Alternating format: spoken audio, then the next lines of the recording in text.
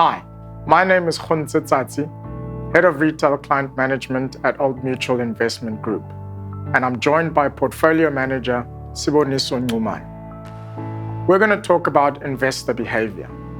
Investors are susceptible to sentiment, fear, and other types of emotions, and how this normally plays out is either by them reacting to market volatility by disinvesting, or other groups of investors will try and time the market by deciding when is the best time to buy or sell. Sibo, in your experience, what is the impact of this type of investor behavior? Our long-term perspectives publication of 2022 has some key investment lessons. Lesson number 6, the high price of missing out. What does that mean? 1 January 1999, that's 21 years ago. If you had invested 1,000 Rand in the market and left it in the market up until 31 December 2021, what would your investment returns have been? If you'd left it in the market, that 1,000 Rand would have turned into 2,938, an investment return of 15.7%. But if you had missed out on the 10 best days of the market over a 21-year period, just the 10 best days, that same return would have become 12.7%. But in monetary terms, it would have been 1,571, almost half of your return over a 21-year period missed if you had taken out your money and missed the 10 best days in the market. How do we explain that from an investment perspective? As investors and as fund managers and portfolio managers, one of the things that investors pay attention to is investment manager performance. So we get analyzed and scrutinized, rightly so, in terms of how we perform versus the market. So people will look at our funds versus the market or our competitors and say, oh, they're doing well, they're not doing well, this is what it is.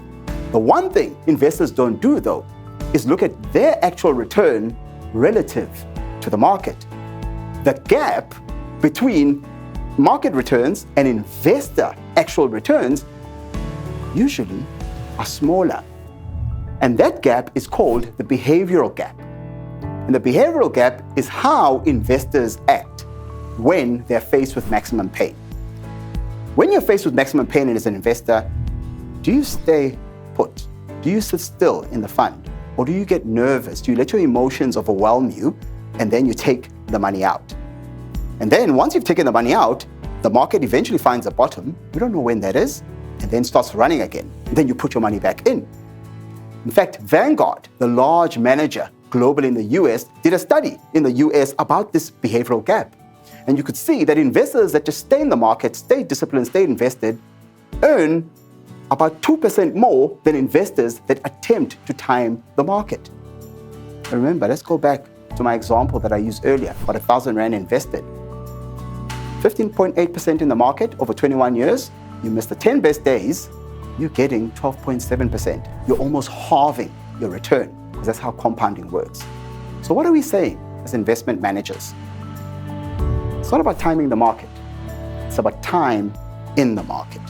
You've got to give your money, and your hard-earned money, the opportunity to do its work for you. It will do its work for you when you leave it alone, when you allow it to ride the waves of the market, when you don't let your emotions get involved, when you actually just let it be and keep investing. And so, let's go back. Lesson number 6, long-term perspective, 2021. The high price of missing out. If you missed the 10 best days, basically halved your return over a 21-year period. What does that say to you?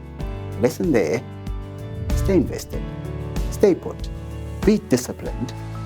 And because when you are disciplined, and actually you're facing maximum volatility, maximum pain, and all your emotions are screaming at you and saying, run for the hills, those 10 days are somewhere there. When there's maximum pain, very close to it is maximum reward. Stay invested, don't miss out.